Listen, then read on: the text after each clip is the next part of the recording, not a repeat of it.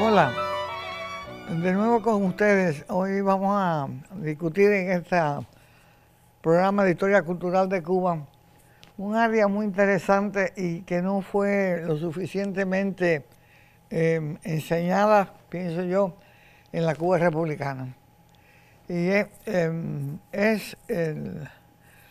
la presencia cubana en lo que es la Florida. Me acuerdo que se me ocurrió pensar sobre este tema hace unos cuantos años, que se me pidió que hiciera una presentación sobre Cuba y el exilio. Y ahí es donde tengo yo una especie de iluminación de que la historia de Cuba se escribió en el exilio. Prácticamente todos los cubanos importantes que tuvieron que ver con la independencia de Cuba estuvieron en el exilio. Que no somos ninguna excepción. Pero nunca me había dado cuenta hasta qué punto el exilio influyó en todo lo que fue el proceso independentista cubano y aún en la República. Quizás no lo suficiente. Pero para eso tengo este amigo mío, Jorge Sosa, que es un pitirre que me ha caído atrás y se ha hecho experto. No tanto. Y me tiene loca. Yo sabía bastante algo de Cayo Hueso, y la presencia de Martí en Cayo Hueso y de Tampa. Ahora Jorge me está trayendo conocimiento sobre Ocala, sobre una ciudad que yo nunca supe que se fundó, la ciudad Martí.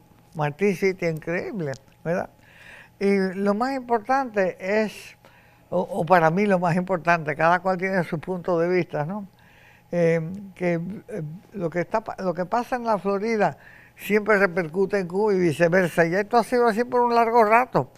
Y Jorge nos va a traer la data para que esto quede bastante bien aclarado. ¿Por qué esto? Bueno, en primer lugar porque la presencia de Cuba en el sur de la Florida fue patente y fue muy fuerte. Y se debió más que nada a la cuestión del tabaco. En segundo lugar, porque estamos tan cerca, que como yo siempre le digo a mis estudiantes, cuando en Cuba la gente coge catarro, yo toso en Miami, porque es así. Pero ha tenido... Pero es verdad. Nosotros los de Miami quisiéramos olvidarnos a veces de Cuba, pero no hay manera. Esto sigue. Pero lo interesante también es el hecho de que hubieron instituciones que tuvieron tanta importancia en crear a Cuba.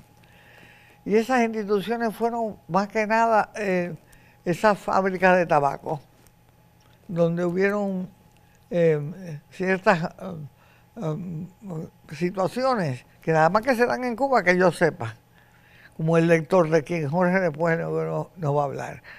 Después también las asociaciones sociales, que le damos quizás de los españoles, seguramente de los españoles, que son un grupo étnico o un grupo nacional sumamente sociable y social. El español vive en la calle y nada más que se va para la casa a morirse ya porque no puede más. O por lo menos así se decía cuando yo viví en España hace 50 años.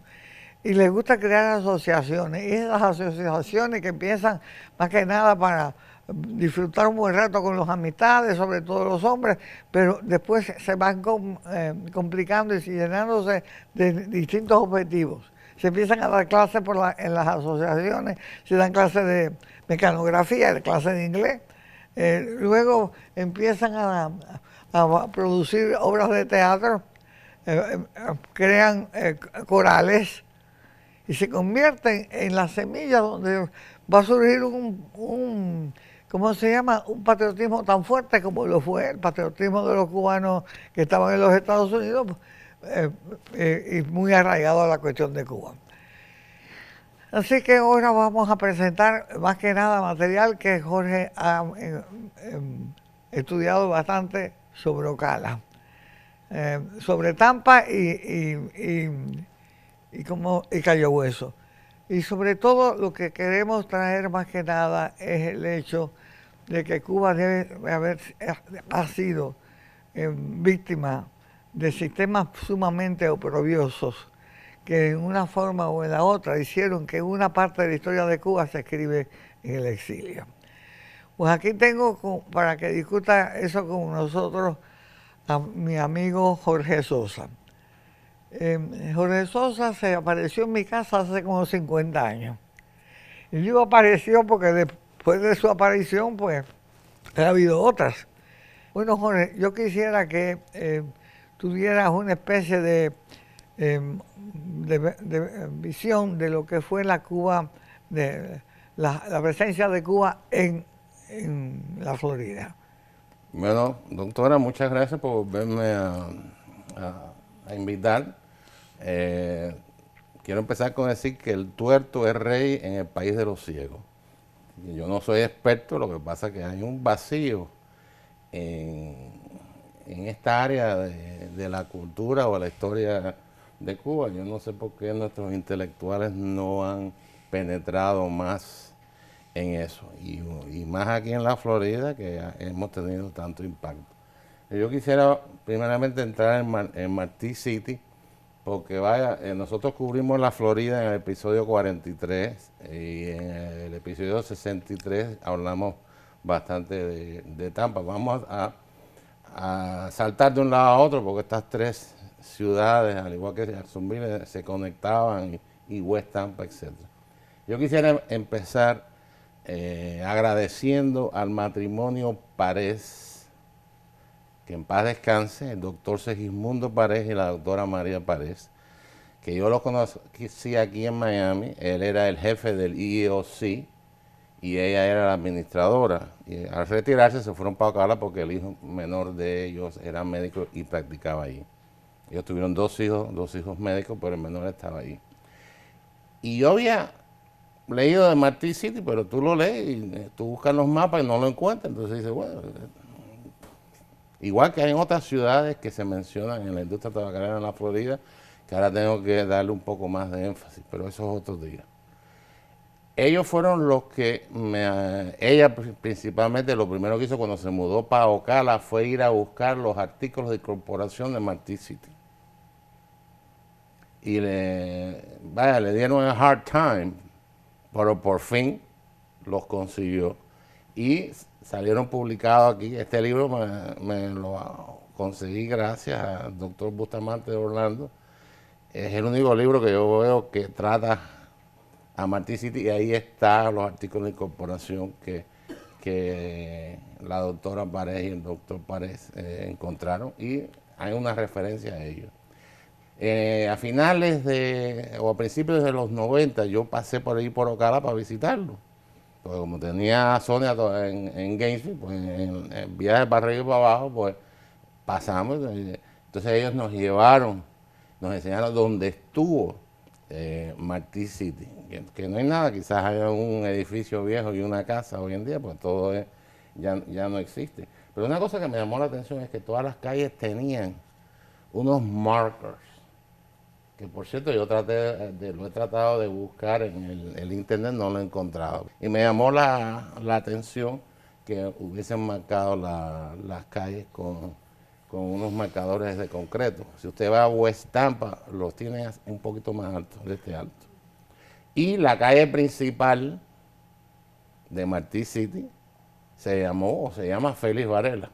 Así que me pareció muy interesante ese detalle. Quería comenzar con eso. También quería mencionarle de que la doctora María Párez se dedicó entonces a hacer un monumento que pusieron ahí en Ocala, dedicados por los cubanos de hoy y los cubanos de Martí City. Esa es la labor de ella. Eso fue en 1993. En 1889 se creó un exposition hall en Ocala para atraer comercio, negocio. Igual que en Tampa se creó un board que atrajo a Ybor City y a Naya para atraer la industria tabacalera. Esta gente de Ocala también quisieron traer a la industria del tabaco. Tenemos que ponernos en que este era un tiempo después de la guerra civil. El sur estaba destruido, no había fuentes de trabajo. La industria tabacalera en aquel entonces le dio una inyección de progreso y de economía al estado de la Florida y vino del sur para arriba. Y en Ocala estaban haciendo lo mismo, tratando de fomentar la economía. Entonces se creó como una aldea tabacalera cubana en ese Exposition Hall y llegó a llamarse Havana Town. Hay algunas referencias que te dicen que Havana Town tuvo alcaldes, pero menciono eso porque yo he oído muchas veces, fulano mengano, el primer alcalde cubano de la Florida. El primer alcalde cubano que sepamos fue el hijo de Carlos Manuel de Céspedes en Cayo Hueso. No fue el primer hispano alcalde de Cayo Hueso fue una persona que nació en Pensacola, que se casó con una señora de San Agustín, de familias españolas de los 1500. Y él fue el primer alcalde de Cayo Hueso. Después vino Carlos Manuel de Céspedes. Entonces tenemos a este señor en Havana Town. Y cuando incorporaron a Martí City en 1894, está el señor José de la Cuesta. Entonces después viene Fernando Figueredo, el primer alcalde de West Tampa, que sería el tercer o el cuarto alcalde cubano en la Florida. Fernando Figueredo, dicho sea de paso, fue el primer representante cubano en Tallahassee. Fue el primer Board of Education Chairman de Los Cayos y fue el primer alcalde de West Tampa para relacionar los tres lugares. Al principio empezaron habían básicamente 4 grandes factorías de tabaco, habían más de 100 casas de obreros y habían como 8 más factorías chiquitas. Después hubieron 7 que estaban en las afueras de lo que son los límites de la ciudad, un total de 20, más o menos 20 factorías. Este es un mapa que usan aquí que indica lo que está en color entero. Hay una compañía de seguro que da seguro contra fuego. Y en aquel entonces aquí en la Florida se construía mucho de madera. Por eso tenemos el fuego de 1886 que quema la mitad de Cayo Hueso, que es un factor que hace mover a a Martínez Ybor para Ybor City. Y también en 1883 hubo un gran fuego en Ocala porque todo se hacía de madera, porque la madera en los Estados Unidos estaba plentiful, readily accessible, y aquí la Florida producía una gran cantidad de lumber. No sé cómo se dice eso en español, lo sé, pero ahora se me olvida. Entonces viene ahí la razón de la movida de la industria del tabaco para Martí City. También una cosa que utilizaron la gente de Ocala es diciendo, les decía a la gente, this is Cubans only. Porque en Cayo Hueso había visto fricción entre los cubanos y los españoles. El gobierno colonial español mandaba sus agentes provocadores a Cayo Hueso, exiló a los anarquistas a Cayo Hueso para crear problemas. Eso es otra historia que Martí viene y habla con los anarquistas y más o menos en 1892 los anarquistas se unen al proyecto de Martí. En otras palabras, no estaban en contra, se unieron a eso.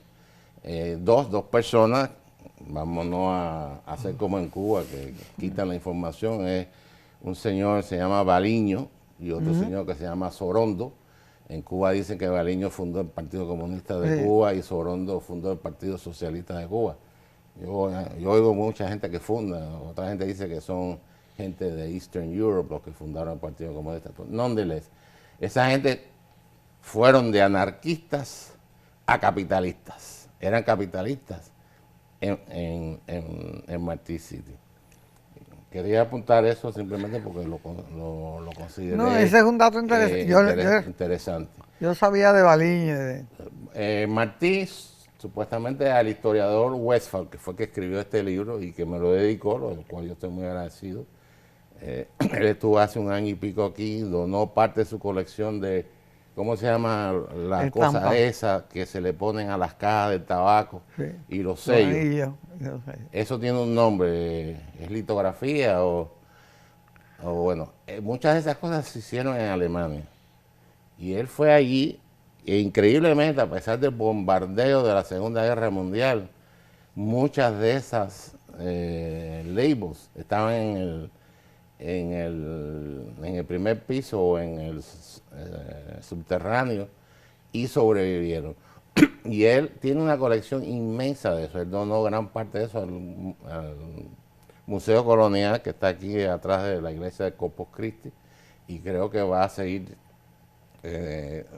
donando. Él vive ahora en New Mexico. Él es, creo que, de ascendencia cuáquera, y él dice que llegó a Tampa y se enamoró de la cultura cubana, y después que probó un poco de ropa vieja, que ya se cubanizó. No, así que él es un cubano honoris causa. Él dice que por lo menos Martí estuvo en Martí City por lo menos 5 veces. 3 de ellas están documentadas, que tú puedes, si vas al periódico Patria, busca el año 1892 y tú vas a ver algunos resúmenes de estas actividades. Después fue una 4ª vez, pero que no se publicó, y la 5ª se sabe porque uno de los dueños de la factoría se refirió a esa reunión en la carta del señor Manuel Barranco, que tenía una factoría allí y en Ybor City. La primera visita de Martí lo sorprendió a Martí del entusiasmo que generó aquella visita. Entonces decidieron hacer una segunda visita donde hubieron una reunión en español y una reunión en inglés, y Martí da uno de sus, el segundo discurso fue en inglés. No he visto nada de eso, pero habría que ver la prensa local y el Tobacco Leaf, que es una hoja que publicaba la industria del tabaco desde Nueva York, porque tenían un reportero ahí. Sería interesante ver qué es lo que, por lo menos, conseguir retrasos de lo que él dijo en inglés, que yo creo que sería muy interesante. En la de español, mientras que llevaban a Martí a donde se iba a hacer el acto, él nota que un tabacalero estaba vestido y tenía una corbata con una oveja bordada. Y él, Martí, imagínate, se la llevaba en el aire, coge así y introduce o incorpora la imagen de la oveja en su discurso y la hace como símbolo del amor del tabacalero por la libertad de Cuba.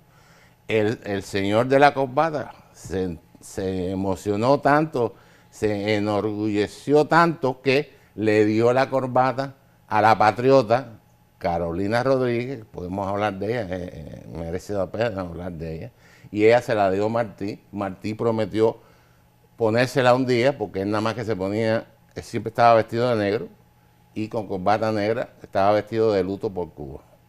Esa corbata él se la dio a un capitán del ejército Mambí, y supuestamente dicen que está o estuvo en el Museo Nacional de La Habana, en La Habana. Y a esa actividad Martí había que, me imagino, formal, tenía que llevar una levita, me imagino que era un tipo de toxido o algo de eso. Y entonces hay un señor, Vidal creo que es el nombre, que es más o menos el mismo tamaño que Martí, le presta su levita para que Martí vaya al acto de toda la comunidad, incluyendo los angloparlantes, y da su discurso en inglés. Y eso le impresiona tanto al dueño de esa factoría, que cuando él se muere, él pide en su testamento que lo entierren en ese Tuxedo. Y eso se sabe porque la niña que cantó el himno nacional y otras canciones en el meeting de español, la entrevistaron en el año 53, recordándose de esto, y ella mencionó el hecho que este señor había pedido que lo enterrasen en el Tuxedo que Martí se puso en Ocala. Y bueno, lo último que te quiero decir, que yo encontré interesado, es que tú sabes que los tabacaleros, donde cayesen, siempre ponían un club social, y una de las cosas que hacían es poner una escuelita para los niños, una escuela para la gente para aprender inglés, y los lectores para elevar el nivel cultural de ellos. Muchas veces se dicen que eran analfabetos muy cultos, porque no sabían ni leer ni escribir, pero constantemente torneando el tabaco y oyendo por la mañana noticias y por la tarde obras de literatura. El tabacalero tenía una cultura inmensa. Entonces, ¿qué pasó? Que estamos viviendo en el sur, en el tiempo casi de Jim Crow, la segregación. El sur, los sureños estaban que echaban espuma por la boca después de la pérdida contra la Unión.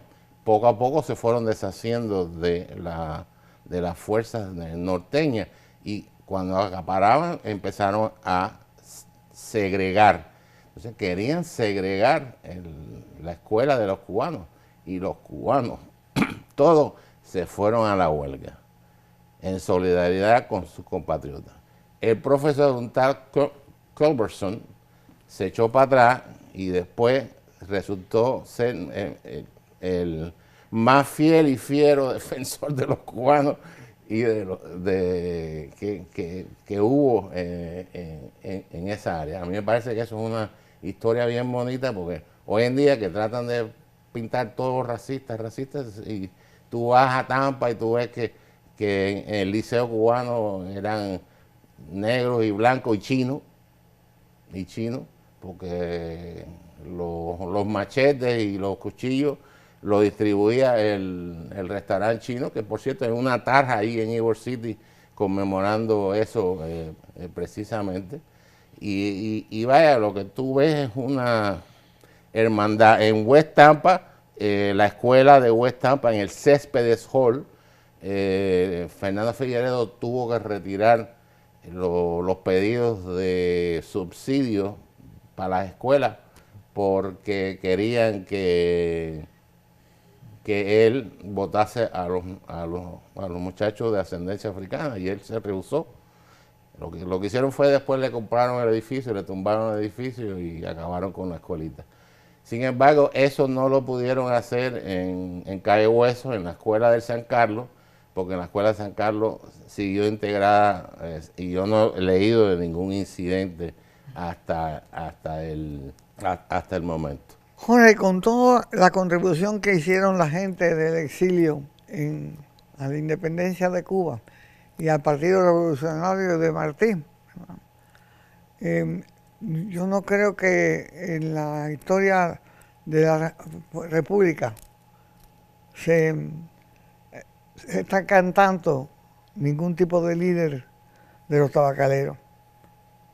A mí me llama la atención todo el enjundio y la complejidad de esta conspiración o de este movimiento en apoyo a la independencia de la patria, que lejana, y que al mismo tiempo no se reflejara en los primeros presidentes de Cuba, ni ninguno.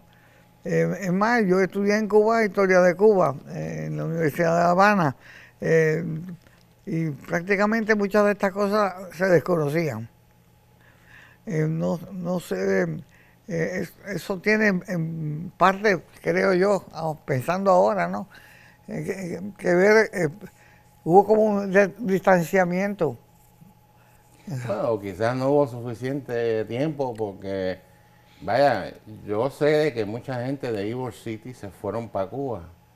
Sí, yo sé, Es más, es verdad. cerraron todos los clubes, todo el mundo corriendo para... Yo me Y acuerdo. entonces la realidad en Cuba estaba, por lo que yo he leído, porque yo salí de Cuba en el año 60 con 10 años, así que yo, vaya, esto lo sé por leer y visitar estos lugares, que leyendo a Mañach, pues cuando bajé de Cornell, fui a estudiar Derecho en la Universidad de Florida, cada vez que tenía un chance me escapaba para Tampa, para ver, porque yo no sabía. De hecho, lo de Martí City yo me entero después cuando conozco al matrimonio Paredes, que me dijeron, ven para Yo acá, no sabía nada de eso.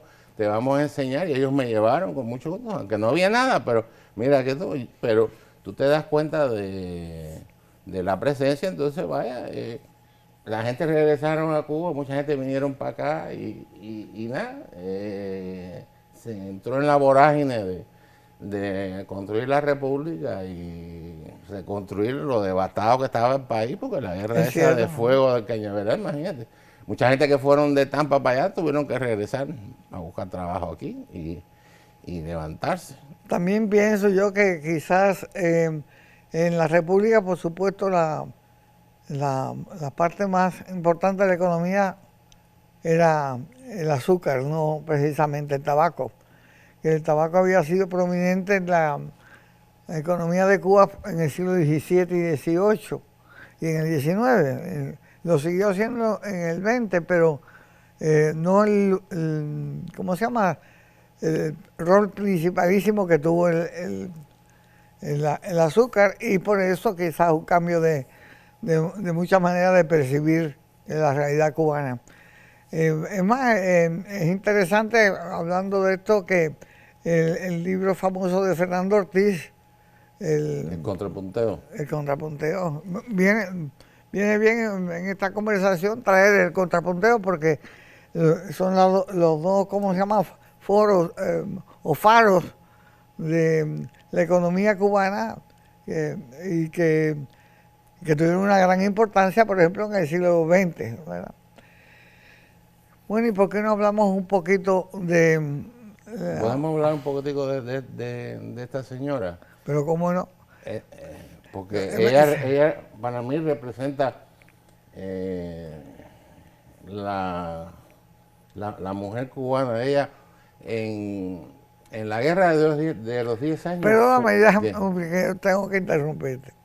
Yo quiero que el público sepa que con todos los años que tengo y todo, soy una feminista decidida, que me ha dado por hacer énfasis en esto, porque ya me queda muy poco tiempo en este planeta, pero bueno, que una de las pocas personas que yo le hablo del feminismo y le ha interesado y lo ha apoyado ha sido Jorge Sosa. Considero que la historia de Cuba, dentro de 100 años haya cambiado, y que a las mujeres se les dé mayor participación en las cuestiones políticas, y sobre todo que se les dé su espacio. Cuesta trabajo, perdóname que te diga esta perorata, pero... No, porque eso me da oportunidad de decir otras cosas también. Bueno, ¿No? Bueno, yo creo que la generación mía fue una generación que abrió muchas puertas a las mujeres, porque fuimos gente que estudiamos en la universidad, muchas de las mujeres estudiando en la universidad. Hubo mucha influencia de la norteamericana, que eran muy independientes, etcétera, etcétera.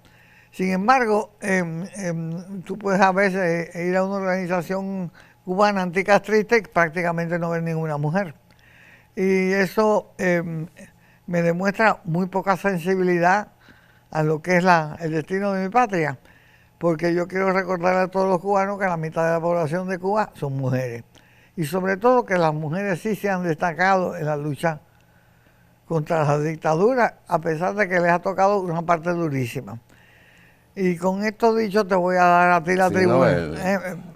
Cada día descubro más mujeres que acaban de sacar un libro magnífico sobre la mujer cubana y la guerra de independencia. ¿Cuál? De Teresa, Teresa Fernández. No, muy buen libro. No, sacó 2 volúmenes, estoy esperando, se supone que saque 3 y 4, estoy esperando ansiosamente. Bueno, esta es Carolina Rodríguez. Vaya, muchas veces me cuesta trabajo encontrar el nombre, porque la conocen como la patriota. Ella era correo en la guerra de los 10 años. Era la que llevaba el correo a través de las líneas españolas. Vaya, la mujer debió haber sido tremenda. No sé, quisiera saber más de ella, pero muchas veces no hay información. Ella se quedó aparentemente sola después de la guerra de los 10 años. Me imagino que perdió toda la familia, el marido y los hijos. Ella, cada vez que Martí venía aquí, la que le seguía a él en discurso era ella. Por eso le decían la patriota. Si tú lees alguna de los libros y cosas del tiempo que Martí estuvo por aquí, por la Florida, que Cayo Tampa y Ocala, se refieren a la patriota. Pero ¿dónde está el nombre de la señora? Me cuesta un trabajo conseguirlo tremendamente. Ella, ya en la guerra del 95, ella estaba en Tampa, en Ybor City, y ella trabajaba en una factoría, y entonces poco dinero que ella cogía parte, se lo mandaba a alguien que estaba enfermo en Cuba, cogía otra parte, se lo daba a alguien que necesitaba en Ybor City, y cogía otra parte y se lo daba a un club que se llama Cubanacán, porque el nombre de guerra de ella durante la guerra de los 12 años era Cubanacán. Entonces eso tenía una afiliación con ella. Ella era muy humilde, vivía en un cuartico. Cada vez que Martí venía, ella estaba en parte del grupo de gente que iba, visitaban a los clubs y a los grupos de tabacaleros cubanos a darse el discurso, etcétera, etcétera. Entonces, yo simplemente me gusta mencionarla porque, y eso fue una cosa que cubrimos en el programa 43 que tú me pidiste, que básicamente 45% de los clubs asociados al Partido Revolucionario Cubano eran femeninos. Y entonces ella fue ahí a Ocala y fundó fundó las Martianas, porque ya habían fundado las Hijas de la Patria. Y todos esos grupos tenían, algunas conseguían vendas, otras conseguían medicina, estaban bien organizados. Después dicen que los cubanos no estamos organizados, pero en aquel entonces la organización del Partido Revolucionario Cubano estaba. Yo me impresionaba cuando tú te pones a indagar en cada departamento, en el departamento de guerra, en las armas, cómo hacían esto y lo otro, cómo las mandaban, cómo conseguían los uniformes. Yo me he impresionado de lo organizados que estaban y de los calladitos que se lo tenían, porque el único problema que yo he leído fue la Fernandina, fue que un hombre se puso a hablar demasiado, llegó la noticia a los agentes de Customs y obviamente tuvieron que intervenir. Gracias a Dios, el abogado, Quesada era abogado y el compañero de cuarto de él era este muchacho hebreo americano, que ahora se me escapa el nombre. Cuando Quesada bajó de Nueva York para llevar el mensaje de Martí, que lo pusieron en un tabaco en Tampa, este muchacho americano fue para Jacksonville, para Fernandina, para defender y liberar las armas que incautaron en la playa de Fernandina. Y bueno, aquí tenemos una foto de uno de los actos que hubo ahí en Ocala, donde este muchacho, fíjense el nombre, no quiero equivocarme con el nombre de este muchacho, Atuey Morales y Rodríguez, como símbolo de la libertad de Cuba. Todos estos actos en la Florida, estos son fotos de Ybor City. Dice legal, que esto no se ve, pero bueno, lo tengo que enseñar. Ellos, los niños se vestían de mambises y mambisas. Todos los actos. Esto es en Ybor City. Esto es un libro con fotos de Ybor.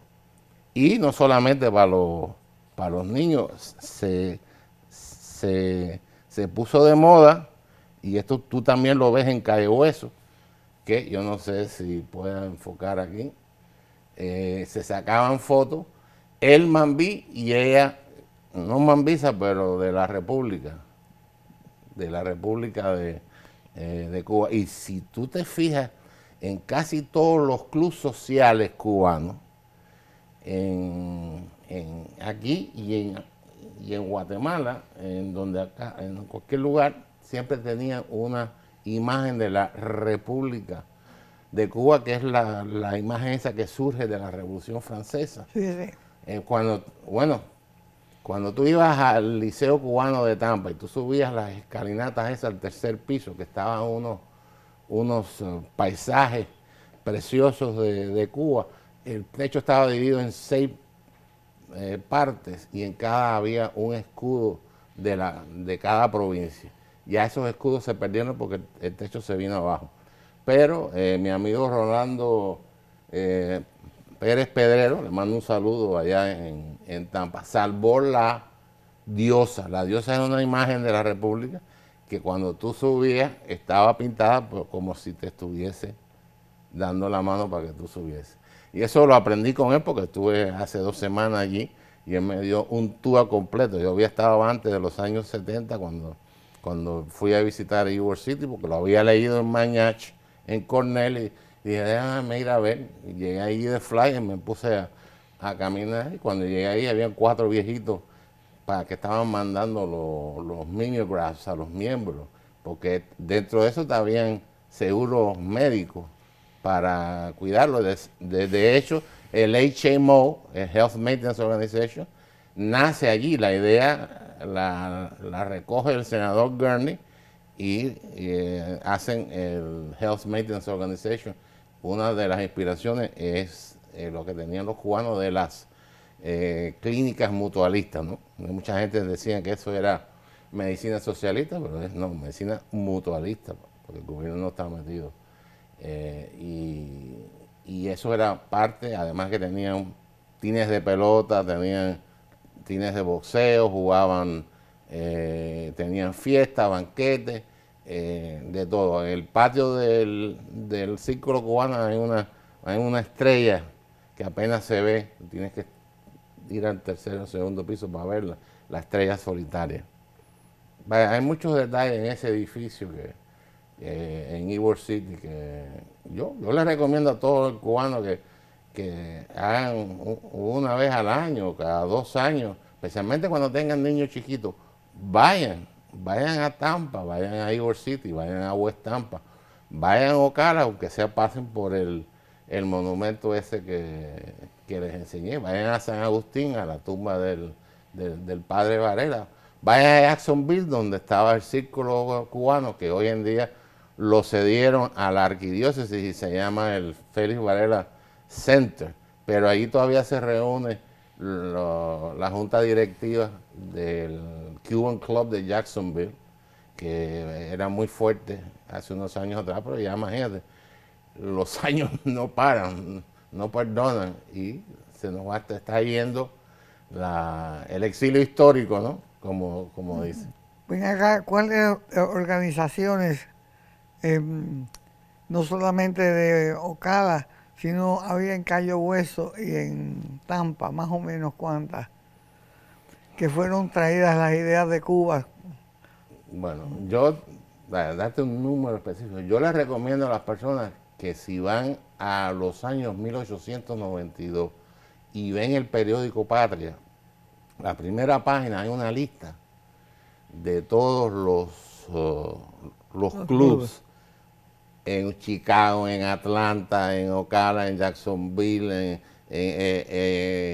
la sucursal de San Agustín se llamaba Padre Félix Varela, y así sucesivamente, los Rifleros de La Habana, las Hijas de la Patria, las Martianas, Por cierto, en Ocala habían, ahora mismo que me viene a la mente, estaba el Henry Reeve, que fue un americano que peleó y murió, y estaba el General Jordan Club.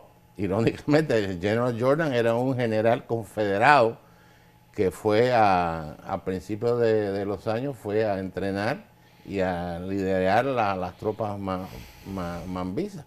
Entonces, que las tropas mambisas eran integradas. ¿Qué hace un general confederado ahí? De hecho, él tuvo una batalla en que estaba fuera de número y la ganó. Podemos llegar a la conclusión que gran parte del dinero que recogía Martí en el exilio lo recogía a través de estas organizaciones. Sí, sí. A través de estas organizaciones, algunas eran apoyos, porque Sí. algunas hacían uniformes, otras buscaban Bueno, pero eso medicina, pero el tabacalero daba, mira, me alegro que haya hecho esa pregunta, porque la primera visita de Martí surge lo que llaman la Carta de Ocala, donde los tabacaleros de Ocala dieron el ejemplo de dar 25 centavos toda la semana para la causa. Y esa es yo traté de anoche de buscarla en el periódico Patria, pero no la encontré, porque quería traerte y decirte, mira, aquí está. Y es más, se me quedó el teléfono en el carro ahora, imagínate tú que yo tenía con un lugar donde tenía una explicación de Martí sobre Carolina Rodríguez, sobre la patriota, porque es poesía en prosa. Lo que él dijo de esta señora yo creo que perdió toda la familia en la guerra del 68. Y era corresponsal, ¿cómo le llaman? Correo. El nombre de guerra de ella era Cubanacán. Por eso es que ella le daba al club Cubanacán parte de su salario como apoyo. Después en la guerra chiquita estuvo cooperando con el ejército de Carlos Roloff, el polaco judío. Fíjese, estamos hablando de los fines de una época histórica. La revolución industrial, la revolución democrática, que es donde nace Cuba. Cuba es el producto de la revolución democrática de los siglos XVIII y XIX. Eso está tan ligado a la cubanía que tú no puedes entender uno sin lo otro. Yo tengo de Cuba una visión completamente romántica. Mi abuela, que era una patriota recalcitrante, oye, nacida en el exilio. Mi abuela nacida en el exilio, por favor. Mi abuela veía a Cuba como una mujer, como una imagen de una madre buena, sacrificada, buena gente. Vaya, un ejemplo. Yo siempre le digo a mis hijos que yo tuve la fortuna de que me educaron buscando de imitar a lo bello y lo bueno. Que desgraciadamente eso no está pasando con la educación ahora. Que se han perdido los modelos, que la gente necesita modelos. Muchas veces me han regañado los padres de algunos de mis alumnos porque yo, si los entusiasmaba para meterse en las cuestiones de Cuba, señores, mejor estar metidos en reconstruir un país y ayudar a tu comunidad a que estés tú gastando tu tiempo en drogas y Dios sabrá que en otra cosa. Eso es en el caso más práctico. Yo considero que la cultura cubana está viva y está en Miami. En Cuba han habido 60 años de maltratos a la cubanía y a los cubanos. En Miami es una situación diferente, ha habido una situación de adaptarse, pero no hemos hecho una labor baldía. La cultura cubana en Miami se ha adaptado a la cultura futurista, a la cultura moderna, y ha demostrado ser sumamente adaptiva. Y lo ha hecho porque se ha conservado en parte el enjundio de la cubanía. El cubano se siente orgulloso de sus ancestros. Yo me siento orgulloso de mis ancestros, no solamente los ancestros españoles. Yo tengo una tatarabuela que nació en Haití, señores. Y yo me siento orgullosa de ella. Y eso le da a uno fuerza para lidiar con el mundo moderno y con todas las adversidades. Pero los cubanos somos únicos, no solamente en eso de que somos adaptivos, sino que estamos orgullosos de nuestros ancestros. Y eso, más que ninguno otro grupo de inmigrantes que han venido para acá, o tanto como, ¿verdad? Y la última característica que tiene la cultura cubana aquí en Miami es que no solamente es adaptiva, se siente orgulloso de sus ancestros y es completamente compatible con la norteamericana, con la anglosajona. El cubano se siente en general agradecido a este país por el apoyo que nos ha dado y ha sido modelo en muchos casos de cómo funciona un sistema democrático.